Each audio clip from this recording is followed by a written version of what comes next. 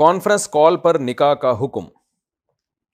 میں نے کچھ مہینے پہلے لاک ڈاؤن کے حالات میں گناہوں سے بچنے کے لیے کال پر نکاح کر لیا تھا۔ بڑے بھائی ڈیڑھ ہوشیاری ہے، گناہ سے بچنے کے لیے کال پر نکاح کر لیا، کانفرنس کال پہ۔ میں نے لڑکے، اچھا یہ خاتون ہے، میں نے لڑکے کو اپنا وکیل بنا لیا تھا۔ کانفرنس کال کی تھی جس میں لڑکا الگ تھا، میں الگ تھی، اور 2 گواہ الگ تھے، مہر بھی طے ہوا تھا۔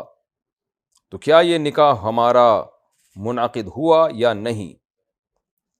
اب انہوں نے اپنا نام بھی لکھا ہے، میرا خیال ہے شاید ان کو چھپانے میں کوئی حرج نہیں ہے۔ رانی صاحبہ دہلی سے۔ تو دیکھیں، یہ جو کانفرنس کال پہ آپ نے نکاح کیا، لڑکے کو اگر وکیل بنایا اور کہا کہ تم میرا نکاح پڑھا دو، اور پھر گواہ بھی موجود تھے، جہاں نکاح ہو رہا تھا وہاں گواہ موجود تھے، اور لڑکا آپ کا ہم پلہ اور کفو بھی تھا، تو ایسی صورت میں نکاح تو ہو جاتا ہے۔ اب مجھے نہیں پتا آپ نے گواہ کہاں بیٹھے ہوئے تھے، یہ تو آپ نے پوری ڈیٹیل لکھی نہیں ہے۔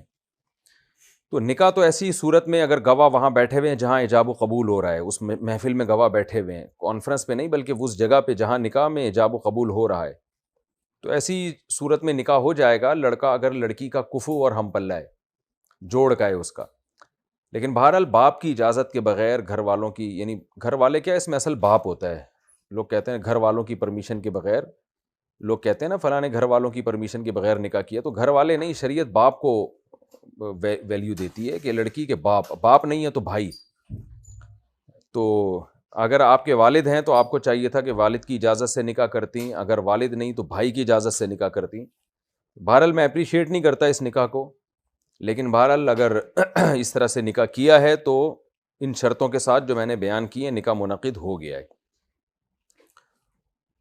اور اگر وہ شرطیں نہیں پائی گئی ہیں، لڑکا آپ کا ہم پلہ یا کفو نہیں تھا، یا یہ کہ گواہ اس محفل میں موجود نہیں تھے جہاں ایجاب و قبول ہو رہا ہے، بلکہ وہ بھی کہیں نیٹ پہ بیٹھے ہوئے دیکھ رہے تھے، تو پھر اس میں علماء کی 2 رائے ہے، پھر احتیاط اسی میں ہوتی ہے کہ اس نکاح کو دوبارہ کیا جائے۔